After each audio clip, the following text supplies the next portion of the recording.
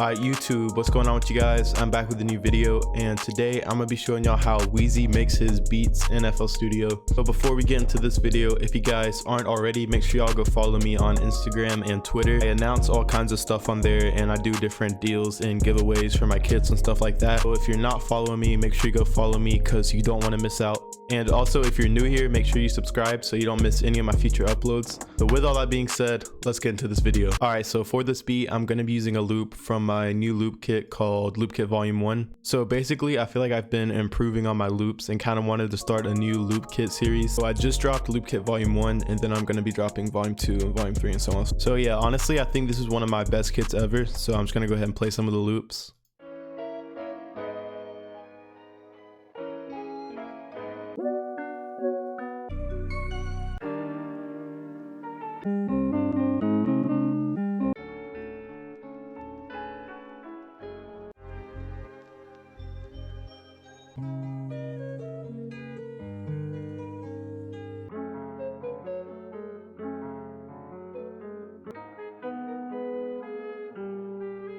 So this loop called Scarecrow, ever since I made it, I just thought it had such a Wheezy vibe to it.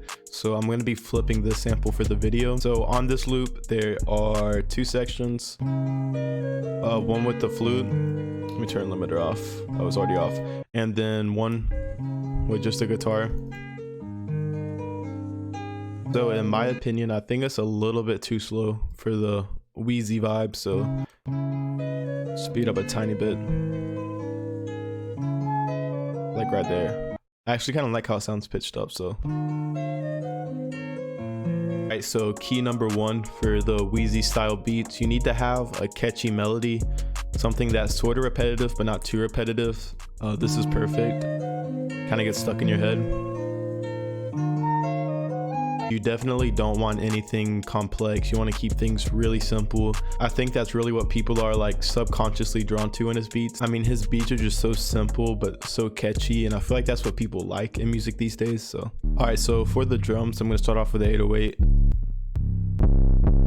This one sounds good. It's the one called Militia. All the drums are going to be from my static drum kit. So I have my 808s pitched up so high so that I can hear the note of the 808 better.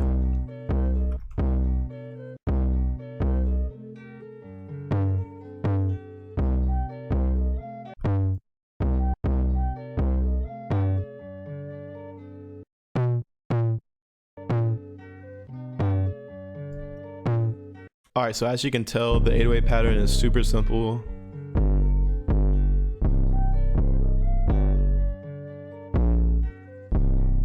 And next I'm just going to add a clap. I'm going to grab the clap called Razor for my static drum kit.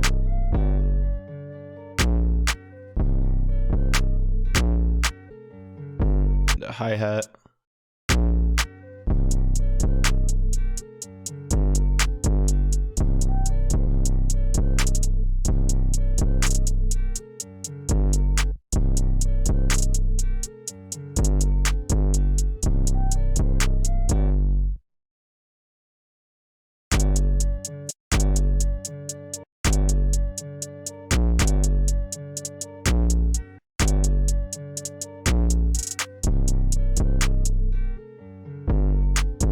I think I'm gonna add this crash just to give it a little bit more punch when the first 808 hits.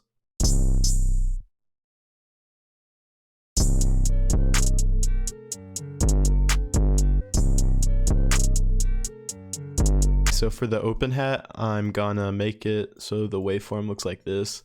So now I can like hold it down for as long as I want and it won't keep going. I'm gonna do like a little roll right here, play with the pitch some. I think it sounds good right there. Alright, so now that we have the pattern down, I'm gonna click right here and press split by channel, and then using the addition key on my keyboard, I can separate them all like this. And that's all of them. So for the intro, I don't want the flute to play yet because I kind of want it to catch the listener by surprise. So I'm gonna take just the guitar part and have that play in the beginning. Move these over. And the flute part here.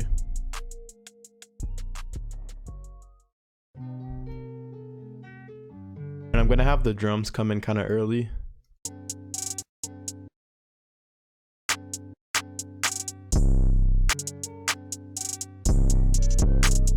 like that, and then just have this repeat.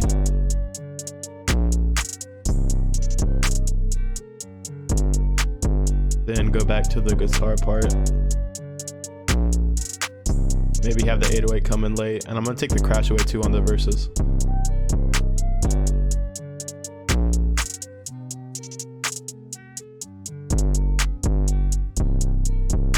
And I'm gonna add a gross beat to the melody and take the lows out so it doesn't clash with 808. And then I'm gonna right click on the green button by gross beat, create automation clip, and then have it only turn on here.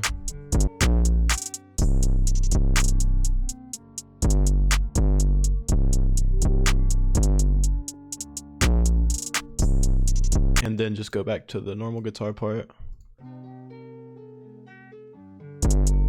Then I'm gonna have the hi-hats come in kind of late. And then I'm just gonna repeat all this twice. But yeah, the beat's pretty much finished. All that's left to do is some mixing and mastering, so I'm gonna do that real quick. Honestly, I'm just gonna level it using these buttons because we really don't have that many sounds to deal with. And I'm gonna add a soft clipper and then an EQ. Turn the highs up, make it a little bit more crispy. And that's pretty much it. I tried to keep things as simple as possible in this beat because that's kind of like a staple of Wheezy sound, and obviously there is so much room on this beat for an artist just to hop on here and just flow all over it. So in my opinion, this is a perfect Wheezy style beat. You know, it has that perfect amount of sounds in it, not too much where it's too complex and not too little where it sounds boring. Like I said, if you guys did enjoy this video, make sure you drop a like down below and also subscribe if you haven't already so you don't miss any of my future uploads. And also don't forget to follow me on Instagram and Twitter too so that you don't miss anything that I post on there. Thank you for watching. Hope y'all enjoyed this video and learned something new. I'll see y'all soon.